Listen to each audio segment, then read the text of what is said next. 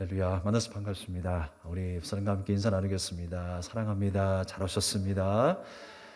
네, 함께 인사하겠습니다. 또 한 번 느끼는 거지만 우리가 또 일상이 기적이었다는 걸 다시 한번 느낍니다. 모든 것이 은혜이고 또 우리가 이렇게 만날 수 있음이 얼마나 감사의 제목인가. 너무나 감사합니다. 하나님께 영광과 찬양을 올려드립니다. 오늘 말씀의 제목은 내니 두려워하지 말라라는 말씀의 제목으로 함께 은혜를 나누고자 합니다. 추석 명절이 시작이 되었죠. 추석 명절은 참 기분 좋은 날입니다. 맛있는 음식을 만들어서 먹기도 하고요. 또 오랜만에 반가운 사람들을 만나니까 얼마나 기분이 좋습니까? 그런데 그 기분이 좋은 날에 스트레스 때문에 견디지 못하는 사람들이 많이 있다고 합니다. 그래서 만나면 너 언제 결혼할래? 틀에 박힌 질문에 스트레스를 받는 청년들이 있을 것이고요. 또 음식을 장만하느라 여러 가지 일들로 정말 하루 종일 수고하시는 우리 어머님들도 있을 것입니다. 그리고 우리가 친척들이 만나면 그렇잖아요. 내 것을 그렇게 자랑하고 싶어요. 왜? 이유는 모르겠어요. 그러니까 서로가 서로에게 자랑하다 보면요, 그렇습니다. 전부 자랑 일색이에요. 그렇게 이야기하다 보면 서로가 이제 위축감을 느끼는 거죠. 위화감을 느끼고요. 누구는 집을 샀더라. 누구네 아들은 뭐 좋은 직장에 취직을 했더라. 어디에서 살더라. 어떤 일을 했더라.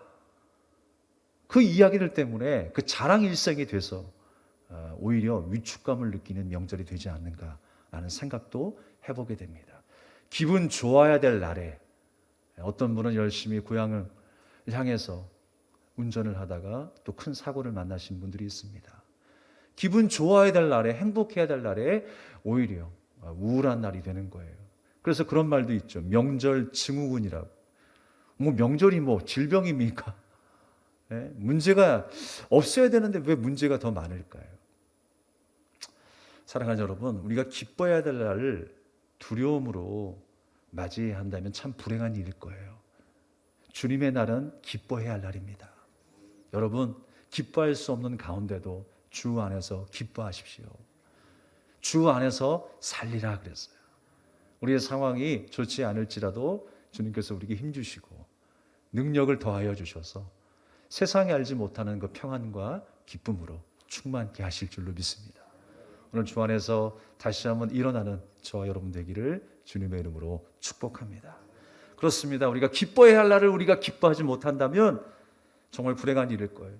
주님의 제자로 살면서도 여전히 우리가 현실과 저울질하면서 늘 두려워하며 살아간다면 주일과 일상이 정말 주님의 은혜로 이루어지는 시간들이 아니라 오히려 무기력하고 감각 없는 시간의 연속이 될 것입니다. 그러면 문제가 돼요. 우리가 주님과 더불어서 살아가는 이 한 시간, 이 하루, 또 이 거룩한 주일, 우리 한 주간의 일상이 기쁨으로 충만할 수 있기를 간절히 소망합니다. 오늘 주님께서는요, 제자들에게 또 한 사건을 통해서 예수님께서 우리에게 뭔가를 말씀하고 계십니다. 직접 질문을 하고 계시지 않지만 그 사건을 통해서 우리에게 뭔가를 질문하고 계시는 듯해요. 저도 말씀을 묵상하면서 그 질문을 한번 도출해 해봤어요. 그 첫 번째 질문이 무엇일까요? 우리가 세 가지를 함께 나눌 건데 예수님이 우리에게 물어보시는 첫 번째 질문은 너의 관심사가 무엇이니? 라고 물어보시는 거예요. 오늘 예수님께서, 오늘 특별히 본문의 말씀은 없습니다만 마태복음에 보게 되면 오병이어의 기적 사건 이후에 예수님께서 제자들을 즉시 재촉해서 바다 건너 마을로 가게 하십니다. 그런데 예수님은 그 배에 타지를 않으세요. 제자들만 황급하게 떠나게 하시는 거예요. 그리고 한참을 가다가 십리쯤 가다가 풍랑을 만나게 하세요.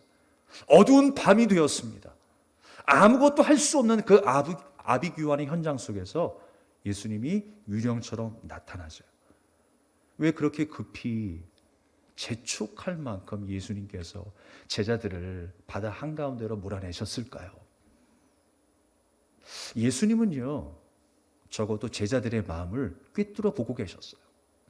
예수님께서 오병이어 기적 사건을 통해서 물고기 2마리와 보리떡 5개가 너희들을 행복하게 만들 수 있는 떡이 아니라, 너희를 살리는 떡이 아니라 바로 생명의 떡, 그 생명의 떡이 바로 나 예수 그리스도이시다 라고 하는 그 말씀을 오병이어의 사건을 통해서 우리에게 말씀하고 있는 거예요.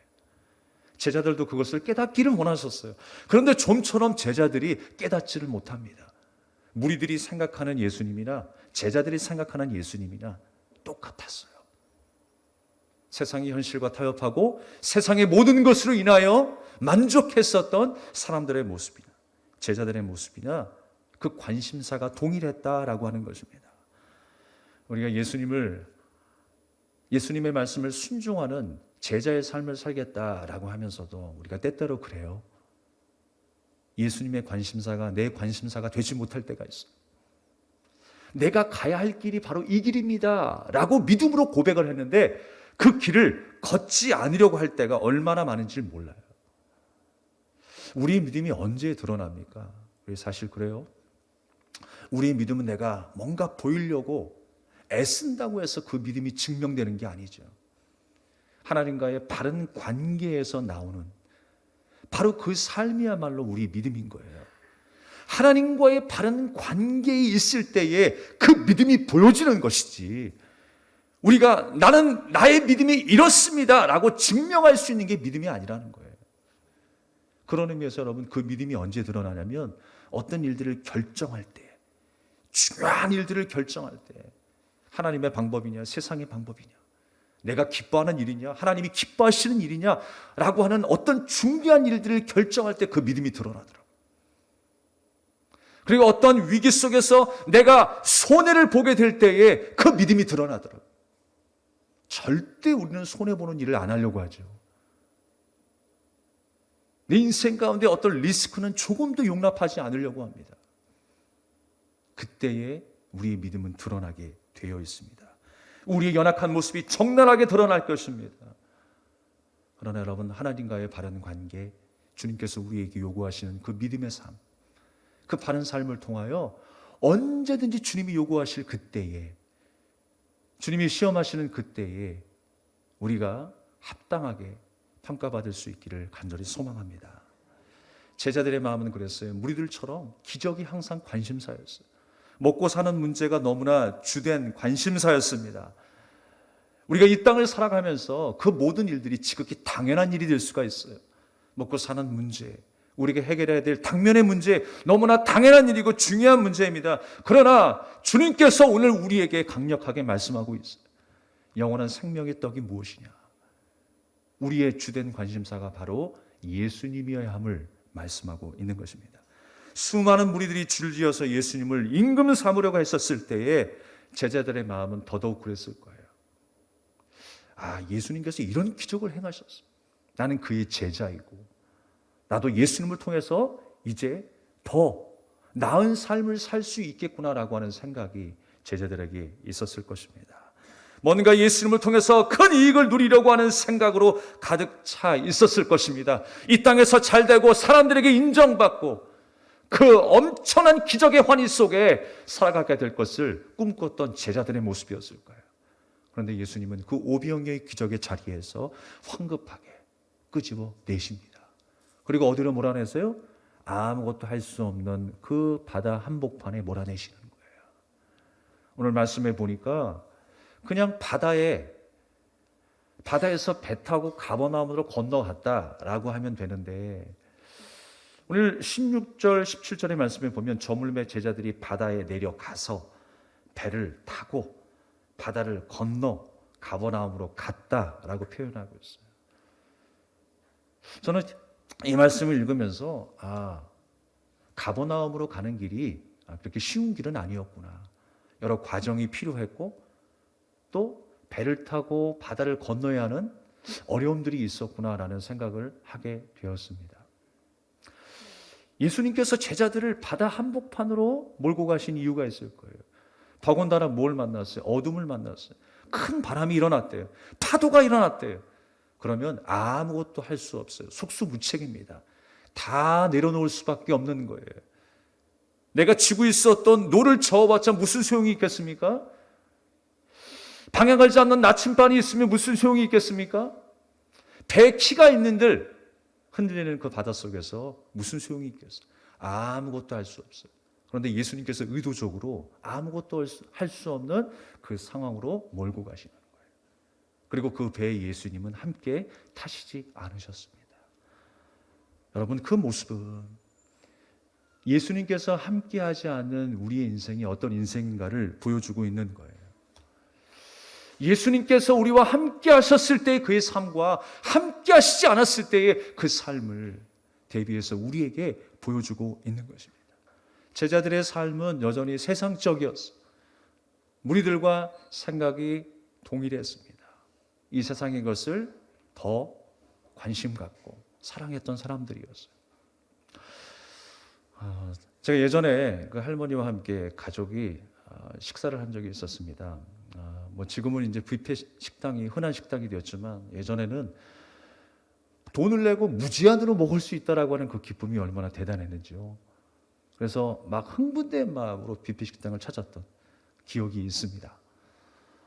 그래서 할머니를 대접하는 거니까 할머니께서 정말 더 기름지고 비싼 고기의 음식을 많이 드셨으면 하는 바람으로 대접을 하셨겠죠. 근데 할머니가 첫 번째 가져오는 음식이 있었어요.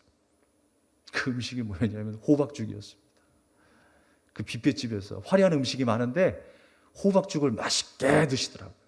그 두 번째 이제 한 바퀴 도는데 여러 음식이 있지만 또 호박죽을 또 한 그릇 가져오시는 거예요.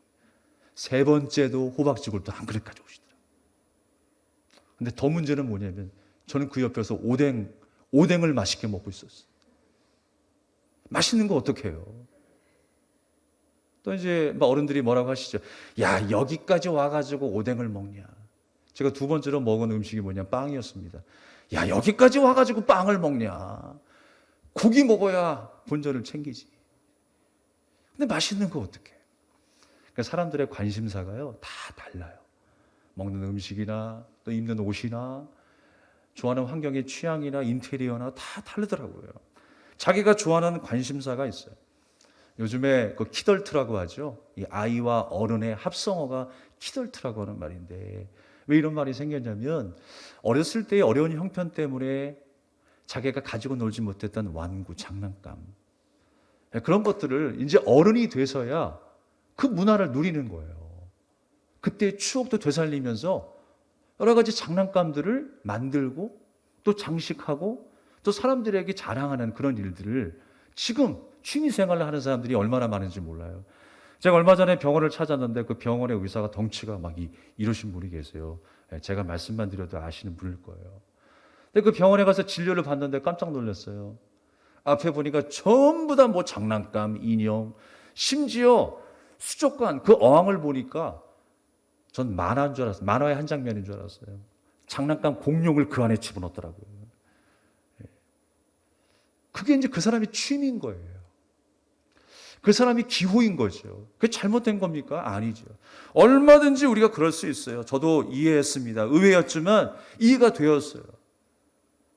자기의 관심사가 있습니다. 자기가 좋아하는 분야가 있습니다. 누가 뭐라고 하든 그저 그게 좋은 거예요. 기호에 따라 선택을 하고 내가 하고 싶은 것을 한다고 하는데 무슨 문제가 되겠어요? 아무런 문제가 되지 않습니다. 그러나 우리가 예수님을 따른다는 것이 무엇인가 생각해 보면요, 기호에 따른 문제가 아니더라고요.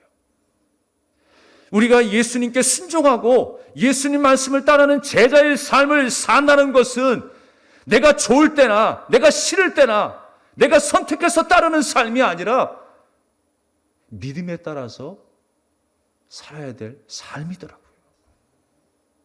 기호에 따라서 내가 선택하는 삶이 제자의 삶이 아니더라고요. 반드시 걸어가야 할 길, 반드시 내가 순종해야 될 그 길, 바로 그것이 예수님의 제자의 삶이더라고요. 여러분, 우리가 신앙생활할 때에 조금 어떤 일이 내 마음에 들지 않는다 할지라도 나 시험 들어서 교회 안 나가, 이게 아니라 어떤 상황 속에서도 주님의 길이기에 그것이 나의 관심사가 되고 나의 비전이 되고 내가 오늘도 걸어내야 될 삶이라고 하는 것을 기억하는 저와 여러분이 되기를 주님의 이름으로 축복합니다. 제자들은 큰 바람이 부니까 더욱 노도 열심히 저었을 것입니다. 우리도 뭔가 어떤 목표를 향해서 열심으로 노를 젓듯이 그렇게 하루하루를 살아가게 될 것입니다. 그런데 주님께서 타지 않으신 이유가 있어요. 주님께서 타지 않고 열심히 노를 저었던 그 배는 몇 리를 갔겠습니까? 오늘 말씀에 보니까 10리를 갔다라고 해요. 4km를 갔다라고 이야기합니다. 그 풍랑 속에서 살려고 얼마나 몸부림을 쳤을까요? 가버나움까지 그 목적지를 두고 열심히 내가 노를 젓고 있는데 거기서 헤매게 하시는 거예요. 주님이 함께 하시지 아니하면 우리의 모든 수고가 헛될 수 있어요. 주님을 향한 우리의 방향이 아니라면 우리가 노를 젓는 그 열심이 헛된 열심이 될 수도 있습니다. 여러분, 우리의 인생의 주도권을 예수님께 맡기십시오. 우리의 선장은 내가 아니라 누구시다? 예수님이시다. 내가 가지고 있는 그 키를 예수님께 맡겨야 되는 거예요. 예수님이 우리 인생의 선장 되시는 우리의 삶이 되기를 간절히 소망합니다. 두 번째로 우리에게 물어보시는 질문이 있어요. 너의 두려움은 뭐니? 라고 물어보세요. 여러분의 두려움은 무엇입니까? 지금 제자들은 그 풍랑 속에서 엄청 두려움에 휩싸여 있었을 거예요. 아니, 그 이전에는 먹고 사는 문제에 대해서, 그 삶에 대해서 엄청난 두려움이 있었을 것입니다. 그렇잖아요. 인간은 언제나 늘 두려움 안에 살아갑니다. 가난에도 걱정이지만요, 부에도 걱정이더라고요. 어떻게 내 재산을 지킬 것인가에 대한 걱정, 어떻게 더 확장해 나가야 될 것인가에 대한 걱정이 늘 사람에게는 있어요. 시간이 없어도 걱정이지만 시간이 많아도 걱정인 게 우리 인간인 거예요. 많은 것을 누리고 살면서도 여전히 스트레스 속에, 우울증 속에 살아가는 것이 우리 인생 아니겠습니까? 코로나를 우리가 두려워하지만요, 사실 코로나보다 다른 문제로 죽어가는 사람들이 더 많은 거 아시죠? 우울증으로, 공황장애로 자살하는 그 비율이 더 크잖아요. 다른 이유 때문에, 다른 문제 때문에 죽는 사람이 더 많은 거예요. 그렇게 많은 것을 누리고 살면서도 그 강박에 대한 스트레스, 우울감 때문에 많은 사람들이 두려워하며 살아갑니다. 지금 말씀의 내용을 보면요, 정말 두려움의 절정 속에 있었던 제자들의 모습을 봅니다. 오늘 말씀의 표현을 어떻게 하냐면 어두운 밤이었다라고 이야기를 해요. 그리고 바다 한가운데 있었다라고 이야기를 합니다. 여러분, 이 바다, 해변가에서는 물이 맑아요. 조금 더 들어가면 물이 푸르게 보입니다. 근데 조금 더 들어가면 물이 꺼멓게 보이더라고요. 그냥 물 색깔만 봐도 두려운 게 바다예요. 그 바다 한복판에서 아무것도 보이지 않는 그 어두운 밤 한가운데에 더군다나 큰 바람이 불었습니다. 큰 파도가 지금 울렁이고 있어요. 얼마나 두려웠겠습니까? 더 이상 노가 필요 없게 되었어요. 방향을 잡을 수 없는 그 가운데. 그런데 갑자기 여러분, 설상가상으로 난데없이 어떤 한 사람이 걸어온다고 생각하십시오. 해보세요. 예수님께서 지금 제자들 앞으로 걸어오시는데 유령인 줄 알았어요. 유령인 줄. 얼마나 더 두려웠겠습니까? 야, 우리 이제 죽었구나 라는 생각밖에 할 수 없을 것입니다. 그런데 여러분, 그 바다 한가운데서 아무것도 할 수 없는 게 인간이에요. 그걸 보게 하시는 거예요. 우리가 이 세상에 허우적대며 살아가지만 아무것도 할 수 없는 것이 우리라고 하는 것을 빨리 눈치채는 게 중요해요. 하나님의 은혜 없이는 살아갈 수 없음을 우리는 기억해야 합니다.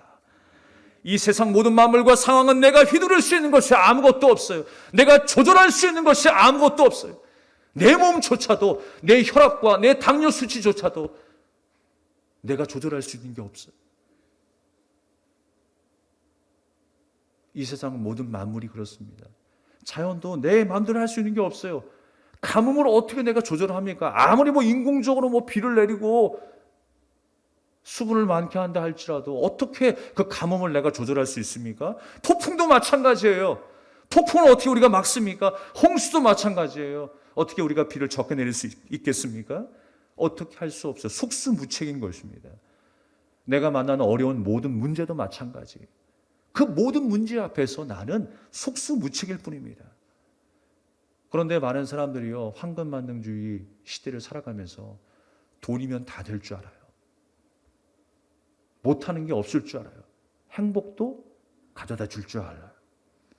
돈이면 다 해결할 수 있다고 생각합니다. 그러나 결코 그렇지 않습니다. 돈으로 호화로운 집을 살 수 있지만 행복한 가정을 살 수 없어요. 금으로 만든 침대를 살 수 있지만 달콤한 잠을 돈으로 살 수 없는 거죠. 모든 것이 다 속수무책입니다. 하나님이 주셔야 하는 거예요. 그 하늘의 소망과 기쁨을 우리에게 주셔야 하는 것입니다. 오늘 예수님께서 유령처럼 나타나셨지만 예수님이 나타나셨을 때에 풍랑이 잠잠게 되고 그들이 평안을 찾을 수 있었어요.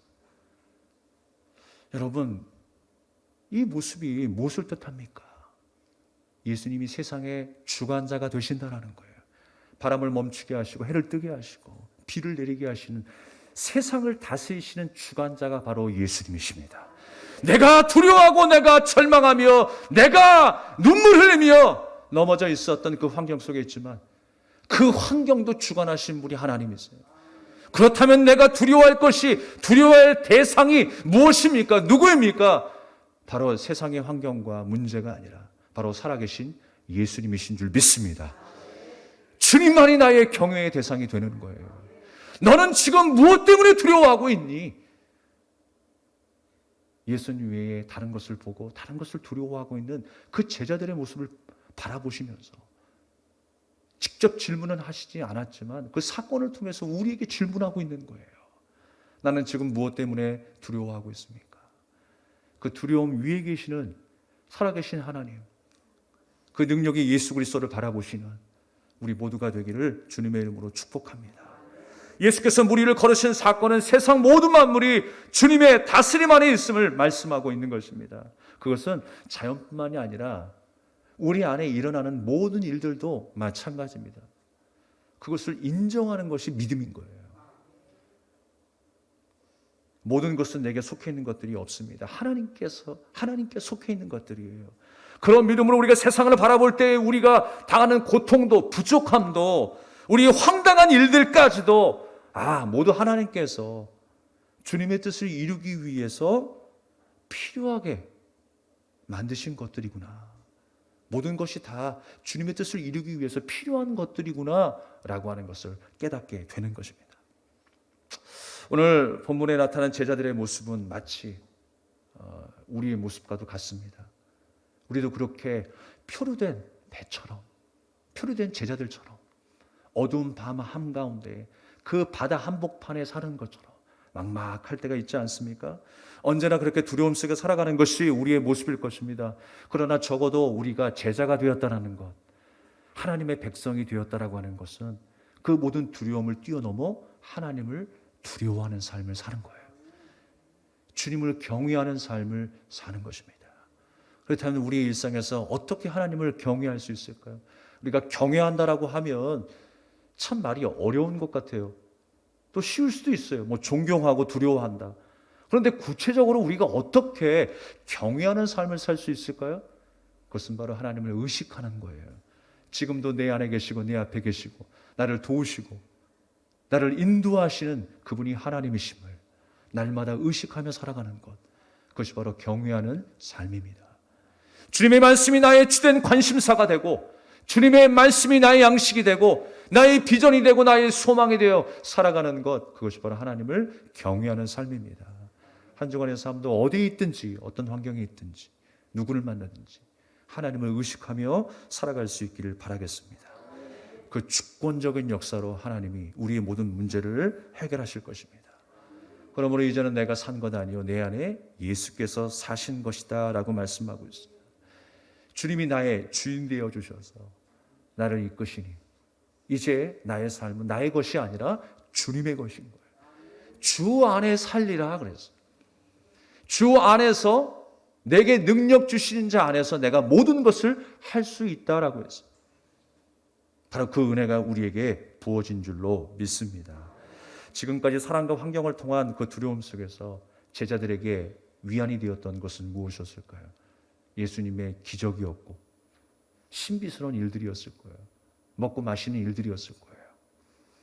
그러나 이제는 예수님께서 그들에게 말씀하시는 겁니다. 내가 참 생명이고 참 생수이다. 받아 마셔라 라고 말씀하시는 거예요. 우리를 구원하신 예수 그리스도께서 직접 이 땅에 오셔서 만나주시고 위로하시고 그들의 잘못된 길을 열어주셔서 진짜 생명의 길로 인도하고 계시는 거예요. 주님께서 그 일들을 하고 계시는 것입니다. 주님으로 인하여 새롭게 된다. 주님으로 인하여 새롭게 재창조된 그 삶을 살게 되었다라고 하는 것을 말씀하고 있는 것입니다. 저는 기도할 때마다 늘 암송하는 말씀 구절이 있어요. 빌립보서 4장 6절에서 7절까지의 말씀입니다. 아무것도 염려하지 말고 오직 모든 일에 기도와 간구로 감사함으로 하나님께 아뢰라. 그리하면 지각에 뛰어나신 하나님의 의와 평강이 너희 마음과 생각을 지키시리라. 아무것도 염려하지 말래요. 왜 염려가 안 되겠습니까? 그런데 우리가 감사함으로 하나님 앞에 아뢰고 기도할 때에 주님께서 우리의 마음과 생각을 지키신다는 것을. 우리를 지키시는 하나님, 우리를 인도하신 그 하나님께서 우리 배에 키를 쥐고 계십니다. 내 인생의 항해의 키를 주님이 쥐고 계십니다. 우리가 믿음으로 담대함으로 믿고 걸어갈 수 있기를 주님의 이름으로 축복합니다. 마지막 세 번째로는요, 주님이 우리에게 물으신 질문, 나를 기쁘게 하는 것은 무엇인가? 너를 기쁘게 하는 것이 도대체 뭐니? 라고 물어보십니다. 여러분, 무엇 때문에 기뻐하셨습니까? 무엇 때문에 웃으셨습니까? 요즘에 웃을 일이 별로 없죠. 그러나 여러분, 작은 것에 감사하고 또 우리가 주신 말씀에 대해서 묵상하고 또 기도하다 보면 주님이 주시는 기쁨이 있습니다. 그 기쁨이 배가 되는 것은요, 그 말씀을 붙잡고 더 기도하는 거예요. 더 감사하는 거예요. 오늘 예수님께서 명령하셔서 가게 하신 그 땅이 어디였냐면 바로 바다 건너편 가버나움이었습니다. 그것이 바로 제자들을 보낸 목적지예요. 근데 그 목적지는 있었는데 그 목적지를 향해 달려가지 못하는 제자들의 모습을 보게 되는 거예요. 그 험난한 바다 한복판에서 어떻게 가야 할지 길을 찾지 못하고 풍랑 속에서 방황하고 있는 제자들의 모습을 보게 됩니다. 근데 그때 예수님께서 나타나시는 거예요. 그리고 예수님의 음성을 듣고 예수님을 영접하였을 때 오늘 21절의 말씀에 뭐라고 하십니까? 21절에 이에 기뻐서 배로 영접하니 배는 곧 그들이 가려던 땅에 이르렀더라 그랬어요. 그들이 기뻐했다라고 했어요. 여기서 기뻐했다라는 것은요, 바라다, 원하다, 마음에 두다라고 하는 뜻이에요. 그렇게 마음에 두고 내가 바라고 원하던 그 일들이 지금 이루어지는 거예요. 여러분, 우리가 언제 기뻐할 수 있을까요? 언제 우리가 행복할 수 있을까요? 내가 원하는 것들을 다 해보았지만 그 모든 것들이 다 허무하다는 것을 우리는 또 깨닫잖아요. 우리가 절대절명의 순간 속에 아무것도 알 수 없는 그 바다 한복판의 풍랑 속에서 우리는 무엇을 경험할까요? 우리는 고난을 만날 때요, 하나님을 더 깊이 만날 만한 때라는 것을 기억해야 합니다. 내가 오히려 붙잡을 수 있는 게 많고 경험할 수 있는 일들이 많으면요, 정말 하나님의 은혜에 집중하기가 너무 힘들어요. 우리가 옷을 사는 것도 그렇죠. 여러 가지 옷이 많다 보면요, 고르기가 힘들어요. 그냥 딱 매장에 걸려있는 거, DP된 거 하나 딱 보고 아 너무 예쁘네 하는 순간에 사버리면 그게 그 옷이 내 옷이 되는데, 옆을 보니까 더 예쁜 옷이 있고 또 그 옆을 보니까 더 예쁜 옷이 있어요. 그럼 갈등하다가 그냥 그만두는 거예요. 그런 그만두는 일들이 많아져요. 예수 그리스도께서 제자들을 그 바다 한복판에 아무것도 알 수 없는 상황 속에 몰아내는 이유가 바로 거기에 있습니다. 우리는 고난 속에 주님을 더 깊이 만나게 될 거예요. 하나님의 그 위대하신 그 하나님의 능력과 그 전능하심을 경험하게 될 줄로 믿습니다. 오늘 제자들이 그 은혜와 그 사랑을 더 깊이 깨닫는 시간이 되었어요. 그들이 기뻐하며 예수님을 영접했다 그랬습니다. 주님이 원하시고 주님이 기뻐하시는 그 순간이 된 거예요. 비록 고난 속에 있지만, 지금 죽음을 앞에 있는 그 상황 속에 있을지라도 예수님을 만나고 예수님을 영접한 그 기쁨이 무엇인가를 우리에게 보여주고 있는 거예요.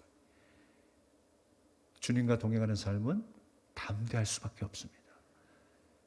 주님이 함께하는 삶은 죽음을 넘어 생명으로 이르게 하는 힘이 있습니다.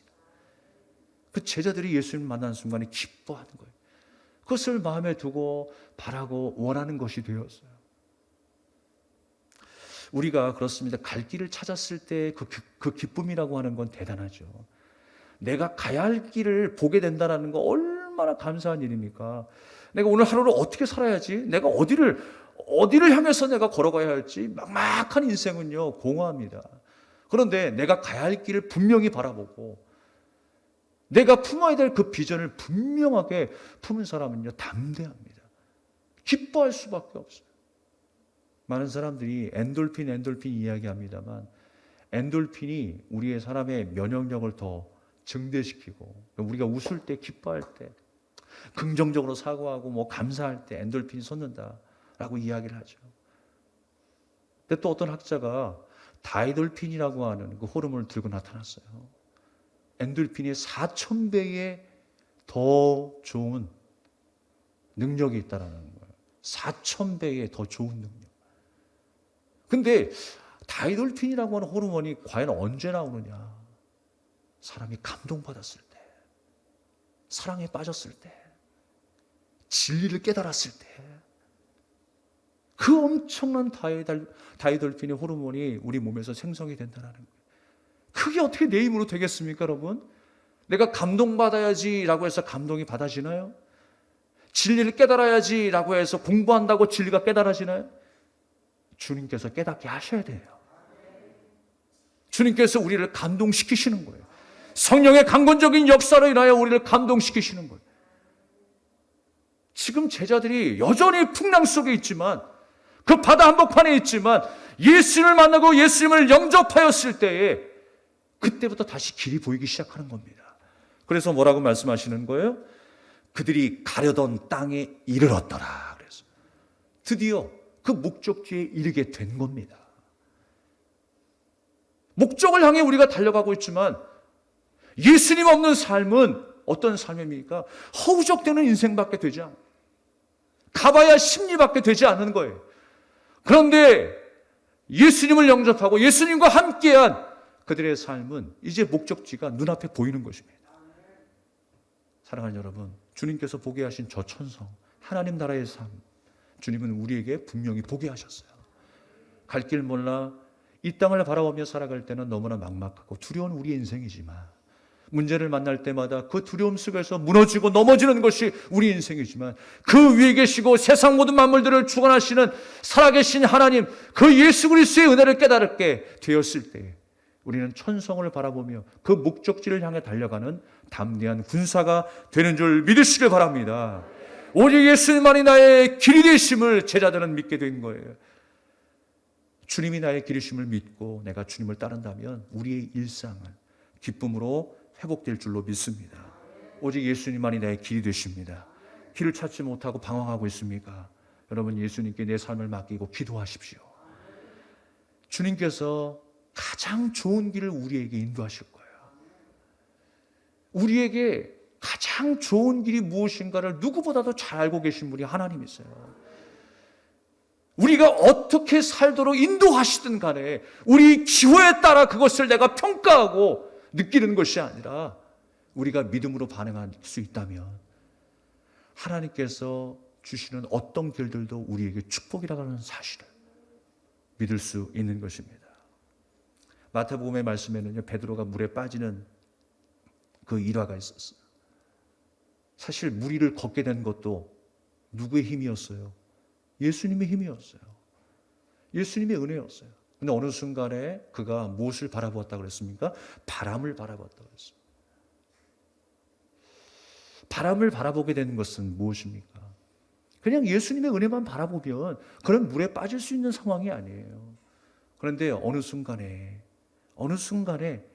나도 능력 있는 사람이 아닐까라는 생각, 그래서 자신이 가지고 있는 것이 무엇인가를 한번 생각할 때 우리는 항상 이런 위기 속에 빠지게 돼요. 내가 가지고 있는 것이 별 볼 일 없거든요.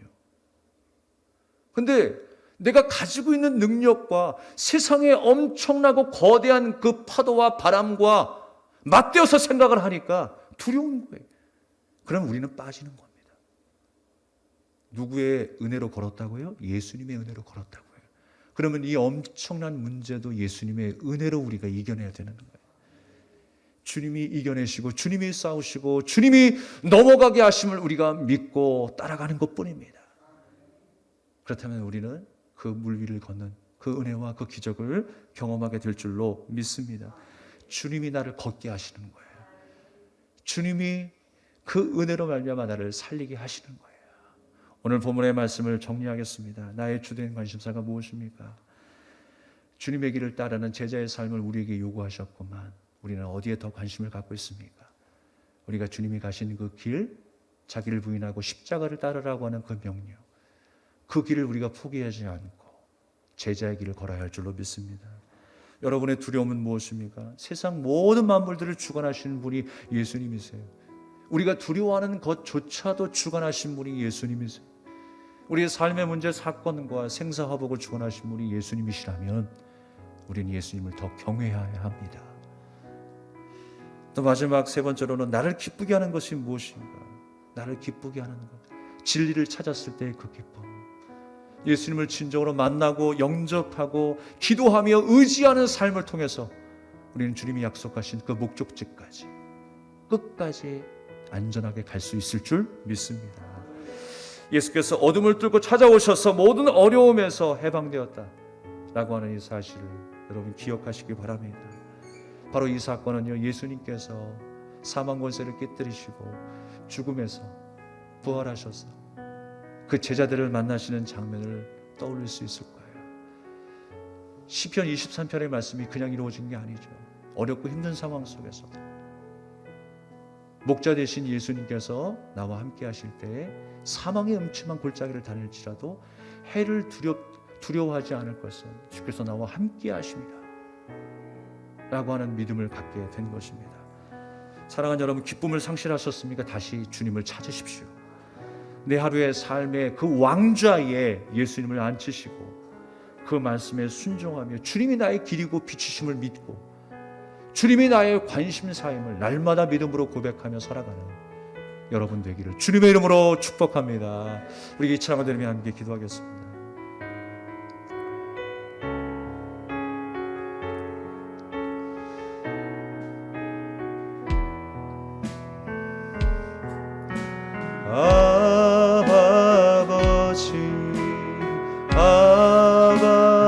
아버지 나를 안으시고 바라보시는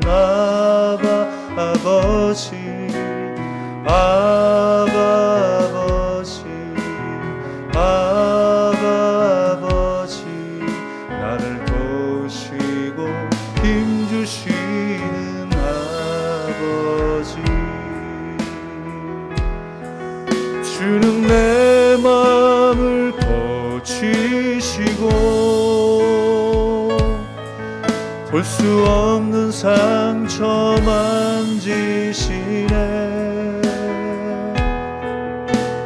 나를 아시고 나를 이해하시네 내 영혼 새롭게 세우시네 아버지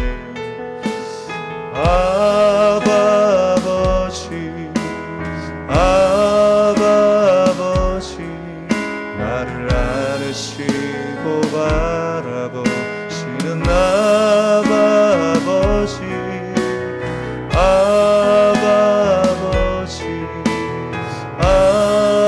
아버지 나를 도우시고 힘주시는 아버지 주는 내 맘을 고치시고 주는 내 맘을 고치시고 볼 수 없는 상처 만지시네 나를 아시고 나를 이해하시네.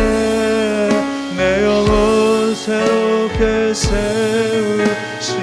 주는 내 맘을 고치시고 주는 내 맘을 고치시고 볼 수 없는 상처 만지시네. 나를 아시고 나를 이해하시네. 내 영혼 새롭게 우리 다시 한번 마지막으로 주는 내 맘을 고치시고 주는 내 맘을 고치시고 볼 수 없는 상처 만지시네. 나를 아시고 나를 이해하시네. 내 영혼 새롭게 세우시네. 내 영혼 새롭게 세우시네. 내 영혼 새롭게 세우시네. 나를 새롭게 하실 주님이십니다. 내 영혼 새롭게 세우시네. 주님은 내 마음을 고치시는 분이십니다. 내 질병, 내 상한 마음을 고치시는 주님, 오늘 다시 한번 주님을 의지하며 기도합시다. 내가 염려하며 두려워하며 살았던, 나의 관심이 주님이 아닌 세상 밖에 있었던 나의 모든 일상들 다시 한번 회개하며 주님만 바라보겠습니다. 주님만 의지하며 주님만 경외하는 인생을 살아가겠습니다. 내가 기뻐해야 될 이유가 이 세상의 것이 아니라 바로 주님이 나의 길이 되시기에, 나의 진리가 되시기에, 나의 소망이 되시기에 주님으로 인하여 만족하는 삶, 기뻐하는 삶을 살아가겠습니다. 우리 믿음으로 결단하며 함께 우리 주 한번 외치고 기도하겠습니다. 주여!